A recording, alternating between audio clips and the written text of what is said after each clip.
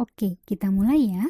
Kenapa ketika sedang stres, kita punya kecenderungan untuk membuat sebuah keputusan atau melakukan sebuah tindakan yang kadangkala setelahnya kita sadar bahwa itu bukanlah keputusan yang tepat, atau keputusan yang salah, atau keputusan atau pilihan yang mungkin akan kita sesali nantinya. Lebih spesifiknya, bisa kita contohkan seperti ini. Kenapa ketika sedang stres, kita punya kecenderungan untuk pengen belanja, pengennya shopping, terus beli barang-barang yang ternyata setelah kita beli, kita sadar bahwa barang-barang yang kita beli tadi itu misalnya kebanyakan, atau barang-barang yang mungkin tidak kita perlukan sama sekali, atau bisa dibilang gak berguna, bahkan sia-sia. Atau kecenderungan untuk beli dan makan coklat yang banyak dengan anggapan kita bisa meredakan stres nih dengan hal-hal yang demikian. Padahal seharusnya jangan. Ini malah hal-hal yang harus dihindari sebenarnya. Seharusnya bukan itu yang kita lakukan. Jangan sampai stres ini malah membawa kita pada keputusan yang salah, pada pilihan yang tidak tepat, atau mendorong kita untuk bertindak secara impulsif. Nah, kali ini kita akan membahas mengenai stress and economic decision making. Hai semuanya, Assalamualaikum warahmatullahi wabarakatuh. Jumpa lagi di Psikologi Podcast yang akan ngebahas hal-hal sederhana di dalam psikologi yang semoga bisa bermanfaat bagi kita semua. Selamat mendengarkan. Bahasan mengenai stres dan pengambilan keputusan ekonomi ini bisa teman-teman temukan dalam Handbook of Emotion, chapter 5 tentang Affect in Economic Decision Making. Handbook of Emotion ini adalah handbook yang diedit oleh Barrett Lewis dan Haviland Jones. Lalu, chapter 5 sendiri ditulis oleh Carolina M. Lemper dan Elizabeth A. Pops. Salah satu yang umumnya kita tahu dan paling dikenal terkait dengan stres ini yaitu adalah definisi stres yang dikemukakan oleh Lazarus dan Folkman. Nah, Lazarus dan Folkman ini dalam bukunya yang berjudul Stress Appraisal and Coping, disitu mengatakan bahwa stres psikologis bisa diartikan sebagai suatu kondisi atau keadaan internal ketika individu merasa well-being-nya terganggu, yang biasanya terjadi karena individu ini menilai adanya tuntutan-tuntutan dari lingkungan terhadap dirinya yang menurut dia itu bukanlah sesuatu hal yang sanggup dia lakukan mungkin, atau bukan sesuatu hal yang sanggup dia terima. Jadi ada beban atau tekanan dari lingkungan yang dinilai individu nggak sesuai nih dengan kapasitas atau kemampuan dari individu tersebut. Stres juga bisa dilihat dalam sudut pandang yang lain, misalnya pandangan stres yang dimuat di dalam Handbook of Emotion chapter 5 ini. Stres dalam Handbook of Emotion ini diartikan sebagai suatu respon yang ada pada diri seseorang, di mana respon tersebut meningkatkan physiological arousalnya kita, dan ini biasanya mengacu pada fungsi-fungsi dari sistem tubuh kita. Nah, peningkatan rangsangan fisiologis ini misalnya semacam tekanan darah yang meningkat, detak jantung yang lebih cepat, dan lainnya. Tubuh kita juga melepaskan hormon glukokortikoid. Nah, biasanya kalau kita sedang stres itu, tubuh akan lebih banyak memproduksi hormon kortisol. Nah, hormon kortisol ini juga akrab disebut sebagai hormon stres dan mempengaruhi afek kita, khususnya terkait dengan afek negatif yang kaitannya dengan emosi negatif seperti marah, sedih, menyesal, dan lainnya. Stres pada dasarnya mempengaruhi brain systemnya kita, mempengaruhi sejumlah bagian di otak, sehingga tidak heran jika stres tersebut akan mempengaruhi keputusan atau decision making yang kita buat, dan juga mempengaruhi pilihan yang kita pilih. Jika dilihat lebih jauh, hormon-hormon stres itu secara lebih spesifik akan mempengaruhi bagian-bagian di otak yang erat kaitannya dengan affect and decision, seperti halnya prefrontal cortex atau PFC dan amigdala. Nah, sedikit kita bahas dulu nih tentang prefrontal cortex dan amigdala. Di gambar yang saya ambil dari bukunya Laura King, The Science of Psychology ini, bisa kita lihat bahwa di gambar sebelah kiri itu yang diilustrasikan dengan warna keungu-unguan, itu adalah frontal lobe. Lalu secara lebih detail kita bisa lihat nih di gambar sebelah kanan, masih di daerah bagian depan dari otak kita ini, di area frontal lobe itu terdapat prefrontal cortex. Nah, prefrontal cortex kalau kita baca di bukunya Laura King, The Science of Psychology, di mana Laura King ini mengutip dari DeLange, Jensen, dan Dehaene 2010 yang memaparkan bahwa prefrontal cortex ini adalah suatu bagian di otak manusia yang mempengaruhi atau bertanggung jawab atas higher cognitive functionnya kita. Jadi, prefrontal cortex inilah yang fungsinya berkaitan dengan kognitif tentang bagaimana kita membuat perencanaan, membuat reasoning, dan self-controlnya kita. Bisa dibilang prefrontal cortex adalah pusat pertimbangan atau pengambilan keputusan. Masih dalam bukunya Laura King disebutkan juga bahwa beberapa neuroscientist seperti dikutip dari Kuhn 2009 secara lebih spesifik mengatakan bahwa prefrontal cortex ini bisa dibilang sebagai executive control sistemnya kita. Sebab apa? Sebab tadi prefrontal cortex ini punya peran dalam memonitoring dan mengorganisasi pikiran. Nah, misalnya nih, ketika bagian otak prefrontal cortexnya kita ini mengalami kerusakan, mengalami gangguan atau kenapa-kenapa, itu akan sangat mempengaruhi cara berpikir kita, bahkan mempengaruhi kepribadian kita. Salah satu contohnya misal, kita bisa belajar dari apa yang dialami atau kejadian yang menimpa Phineas Gage. Nah, orang-orang di bidang psikologi dan kedokteran tentu pernah mendengar dan sudah tidak asing lagi dengan Phineas Gage dan kejadian yang menimpa Phineas Gage. Phineas Gage ini adalah salah seorang yang bekerja di bidang konstruksi.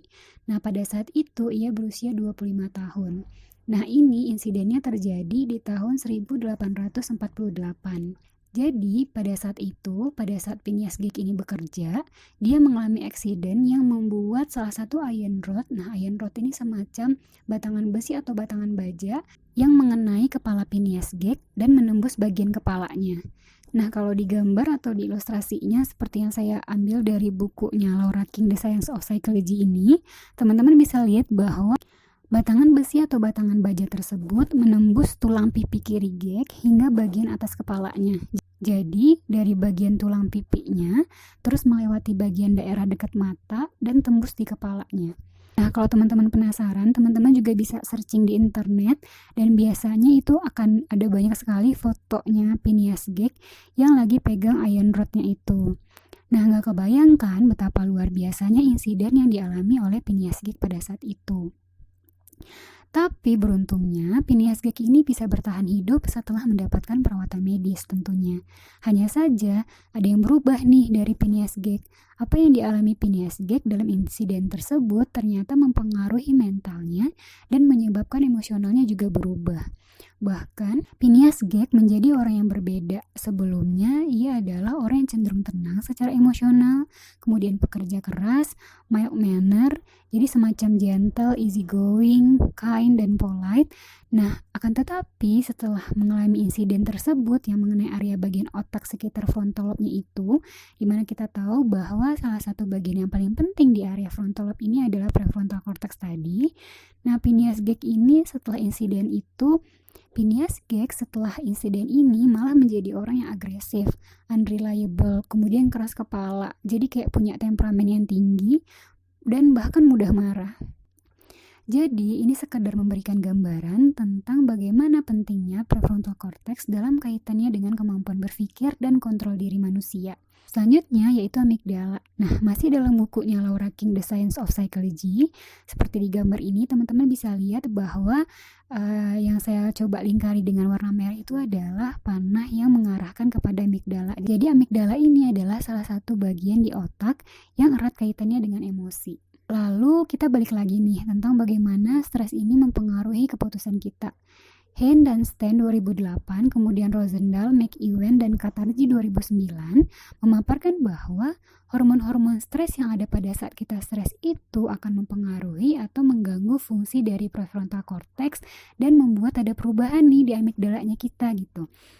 Jadi hormon stres tersebut akan mengganggu atau bisa dibilang mungkin merusak fungsi-fungsi prefrontal cortex sehingga self control menjadi lebih rendah, eksekutif kontrolnya juga lebih minim, tapi emosionalnya jadi naik nih karena fungsi amigdala jadi makin meningkat. Jones 2011 juga memaparkan nih di dalam buku Handbook of Emotion bahwa hormon-hormon stres itu akan diproduksi oleh tubuh lebih banyak pada saat kita stres dibandingkan pada saat kita tidak stres. Terus mempengaruhi area atau daerah atau bagian-bagian di otak yang tadi sudah disebutkan, yaitu area-area berkaitan dengan afek dan keputusan. Dan pengaruhnya ini disebutkan bisa ada atau berlangsung kira-kira sekitar 10-20 menit post-stresor. Akan tetapi kadangkala efek ini bisa berlanjut. Artinya tidak hanya berhenti di 10 atau 20 menit post-stresor, namun bahkan bisa berjam-jam setelah post-stresor. Nah, stres ini mempengaruhi pilihan kita karena sejauh ini kita bisa tahu bahwa Stres itu membuat sesuatu itu diprosesnya lebih ke automatic processing. Jadi, respon yang muncul pada saat kita stres itu biasanya lebih ke dalam bentuk habitual responding. Bisa kita bilang bahwa dalam kondisi normal atau dalam kondisi yang tidak stres misalnya, kita bisa membuat sebuah action yang goal-directed action. Tapi dalam kondisi stres, biasanya terjadi switching nih, terjadi perubahan atau peralihan yang awalnya dalam kondisi kita tidak stres, kita bisa memunculkan tindakan yang goal-directed action, menjadi sekadar habitual responding aja nih tindakannya ketika kita sedang mengalami stres. Nah, sebuah tindakan itu bisa disebut sebagai habitual responding ketika saat memilih melakukan tindakan itu, kita udah nggak mikir lagi nih kalau ngelakuin ini nanti bakal apa ya misalnya. Sehingga sensitivitas terhadap value of its outcome udah nggak menjadi prioritas lagi nih. Di dalam Handbook of Emotion ini juga dipaparkan salah satu cara memahami perbedaan antara goal-directed action dengan habitual behavior. Nah, misalnya nih, ada dua kelompok orang. Satunya adalah orang yang tindakannya adalah tindakan yang goal-directed action. Satunya lagi adalah orang yang sekadar bertindak dalam bentuk habitual behavior. Nah, ketika keduanya ini diberi reward berupa makanan, jadi mereka diperbolehkan makan sampai kenyang, disuruh makan sampai kenyang, terus pas udah kenyang mereka dikasih makanan kedua. Nah, orang-orang yang goal-directed action, ini mereka akan berhenti merasa cukup karena mereka pada saat itu sudah kenyang, mereka merasa bahwa makanan yang kedua itu sudah nggak ada value-nya lagi nih bagi mereka. Kalau mereka makan juga nggak bakal bikin mereka kenyang gitu. Tapi orang yang kelompok habitual behavior ini, pas mereka dikasih makanan lagi nih, makanan kedua setelah mereka kenyang, sekenyang-kenyangnya, mereka akan ambil-ambil aja. Mereka nggak peduli tuh udah kenyang atau enggaknya. Mereka nggak peduli lagi nih apakah makanan itu akan dibutuhkan lagi atau enggak bagi tubuh mereka. Nah, jadi pesan penting dalam pembahasan kali ini adalah seperti yang dipertanyakan di awal chapter Affecting Economic Decision Making ini, yaitu apakah pada saat kamu membuat sebuah keputusan, pada saat kamu membuat sebuah pilihan, apakah hatimu atau kepalamu yang memegang kendali? Dan apakah keputusan yang kamu buat hanya sebatas mengikuti intuisimu, atau sebaliknya kamu mempertimbangkan untuk mengambil sebuah keputusan atau tindakan itu berdasarkan alasan-alasan dari setiap pilihan yang tersedia. Dan apakah keputusan atau pilihan itu adalah keputusan atau pilihan yang dibuat dengan kepala dingin atau justru hanya sebatas memuaskan emosionalnya kita aja. Umumnya, dimanapun kita tinggal, apapun budaya kita terbiasa untuk mengatakan bahwa jika seseorang melakukan atau membuat pilihan yang tidak rasional menurut kita dengan lumrahnya akan menyimpulkan bahwa emosi nih di balik tindakan atau pilihannya dia gitu.